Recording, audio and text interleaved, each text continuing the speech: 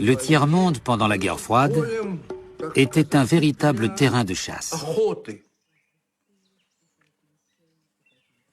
Littéralement. Pourquoi? Parce qu'en Europe, toutes les frontières étaient figées. Les franchir signifiait déclencher la guerre atomique, que personne ne voulait. Alors que le tiers-monde n'avait pas de maître.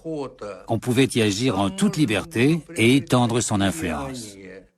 Nous considérions, et je pense que c'était vrai, que nous étions face à une tentative visant à faire du Congo une réserve de matières premières pour les États-Unis et l'Occident.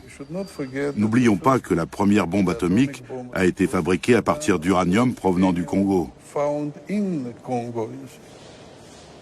Il n'y avait à l'époque dans le monde que 2 pays producteurs de cobalt, l'Union soviétique et le Congo. Le cobalt est extrêmement important pour les moteurs à réaction et aussi pour la haute technologie. Nous ne pouvions pas nous fournir auprès de l'Union soviétique car c'était un produit stratégique. Le Congo était donc l'unique source.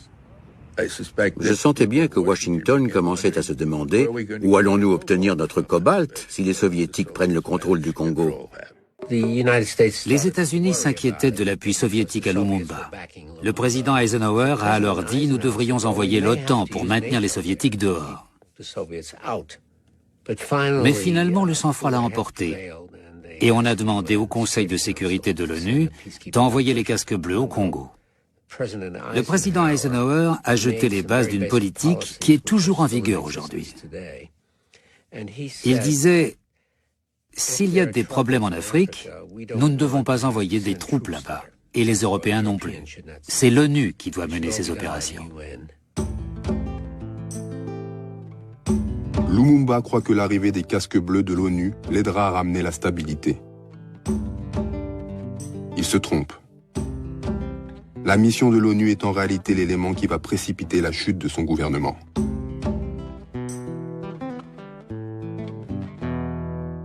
On n'a pas vu un danger dans les Nations Unies, d'autant plus qu'on nous a toujours dit dans les manuels d'histoire politique, l'ONU, ça prône la paix.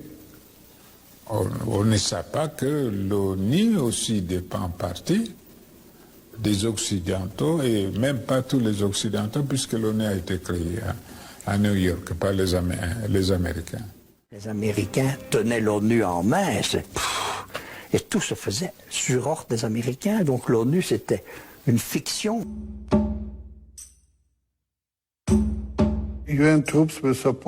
La force de l'ONU était censée protéger l'indépendance du Congo, mais elle a empêché les troupes restées loyales à Lumumba d'agir.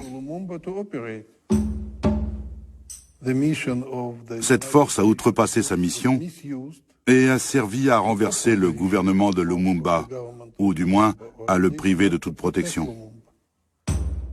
Les troupes des Nations Unies ici vont encercler la résidence du Premier ministre. Sans aucun mandat, sans aucune autorisation, il y a une crise interne, les Nations Unies s'interposent et vont mettre le Premier ministre en résidence surveillée. Bajo la bandera de las Naciones Unidas en el Congo fue asesinado Lumumba. Y esas eran las Naciones Unidas que pretendían los norteamericanos que vinieran a inspeccionar nuestro territorio.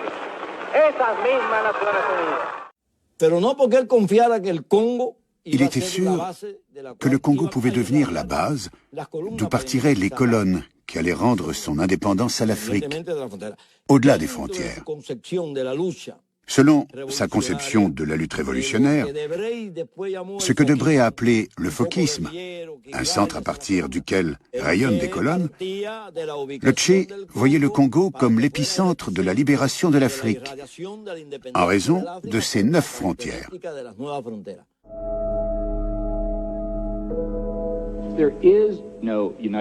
Il n'y a pas de Nations Unies. Il y a une communauté internationale qui, à l'occasion, peut être dirigée par le dernier vrai pouvoir mondial, les États-Unis.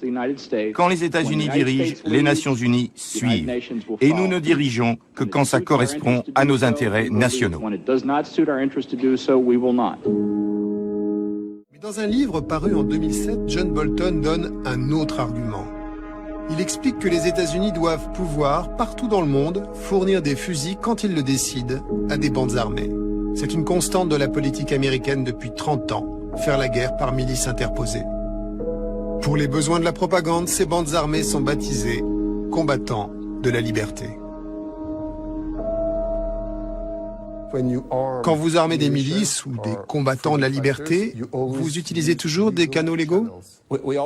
La décision vient toujours du gouvernement américain, que ce soit une opération secrète de nos services d'espionnage ou du ministère de la Défense.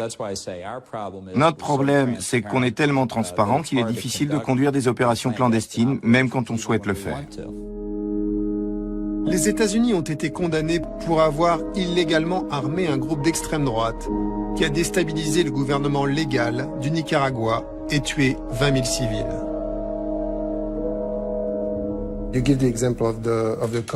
Vous donnez l'exemple des Contras au Nicaragua, et alors que la communauté internationale les considérait non pas comme des combattants de la liberté, mais comme des terroristes. Les États-Unis ne les considéraient pas comme des terroristes.